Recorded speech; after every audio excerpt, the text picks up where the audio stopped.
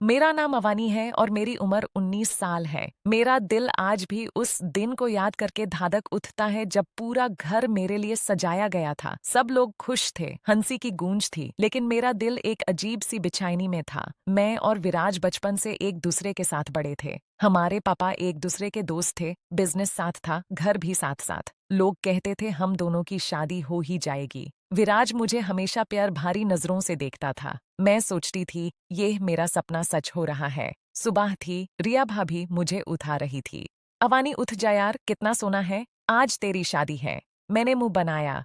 भाभी, मैंने कहा था शादी कल रख लो। आज ही पेपर खत्म किए हैं। नींद आंखों में अभी भी थी, पर उनका जोर था। मैं उठी, तैयार होने लगी। दिल में खुशी और थोड़ी सी डर का मिला जुला एहसास था। फिर अचानक बाहर से चिल्लाने की आवाज आई। मैं और रिया भाभी बाहर भागी। देखा तो मेरा भाई सुनील विराज के गिरैबन पकड़े खड़े थे। तू मेरी बहन के साथ ऐसा कैसे कर सकता है? पूरा घर भूचल बन गया था। विराज के साथ एक लड़की थी, दुल्हन के कब्दों में सर झुकाए खड़ी थी। उसके चेहरे पर दर्द था।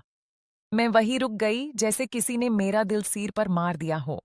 आंखों से आंसू बहने लगे। विराज ने सख्त आवाज में कहा, हाँ मैंने शादी की है अपनी मर्जी से। किसी को कोई सफाई नहीं देनी। उस पल मेरा दुनिया टूट गई। विराज, जो कल तक मुझसे शादी करने को तैयार था, आज किसी और को ले आया था। घर में सब रो रहे थे। पापा और वीरज के पापा के बीच दोस्ती टूट रही थी। सुनील भाई गुस्से में था। रिया भाभी का चेहरा उतर गया था। मैं अपने कमरे में भगी और रोने लगी। क्यों वीरज? मैंने तुझे इतना प्यार किया था। रात भर आंसू नहीं रुके। अगली सुबह घर में सन्नाटा था। मैं नीचे आई तो विराज उस लड़की सीमा को साथ लेकर आया। रिया भाभी ने गुस्से से कहा, यह नाश्ता हम सबके लिए है, अपने लिए खुद बना लो। पर पापा ने रोक दिया। खाना खाते वक्त भी मेरा दिल टूट रहा था। सीमा को देखकर मुझे गुस्सा और दुख दोनों आ रहे थे। वो चुपचाप बैठी थी, उसकी आंखें बिल्कुल दर्री हुई। मुझे पहली बार लगा जैसे मैंने इससे कहीं देखा है, पर याद नहीं आ रहा था। दिन बीतते गए। मैं कॉलेज ज्वाइन कर ली। अपने आप को बिजी रखने की कोशिश करती, पर हर रात विराज के कमरे की तरफ नजर जाती। सीमा प्रेग्नेंट थी। घर वालों ने उसे बहू माना लिया था। मैं रिया भाभी का ख्याल रखती थी क्योंकि वो भी प्रेग्नेंट थी। एक दिन सीमा को पेट दर्द उठा। मैं उसे हॉस्पिटल ले गई। वहां उसने मुझे अपने पास बुलाया और कहा, अवानी, मेरा बच्चा बचाना। विराज मेरा पति नहीं है। उसके बाद उसकी सांसें रुक गई। मैं बाहर आई तो पैरों तले जमीन खिसक गई। सीमा की डेथ हो गई। उसके बेटे रुद्रा को मैंने अपने सीने से लगा लिया। सब सोचते थे मैं पागल हो गई हूँ, पर मुझे उस मासूम पर तरस आ रहा था। विराज मुझे देखता तो आंखें झुक जाती। घर में सब कुछ बदल गया था। सुनील भाई और रिया भाभी के बीच भी दूरियां आ गई थी, पर उनकी मोहब्बत ने उन्हें फिर से जोड़ दिया। रिया भाभी का बेटा हुआ, घर में खुशियां लाई। मैंने विराज से शादी की शर्त रखी थी, 2 साल तक अलग रहूंगी। रुद्रा को मैं मां की तरह पल रही थी। विराज हर बात मान लेता था। कभी कभी रात को मैं उसके कमरे के बाहर खड़ी हो जाती। दिल करता था गले लग जाऊं, पर शर्ट की वजह से खुद को रोक लेती। 2 साल बीत गए।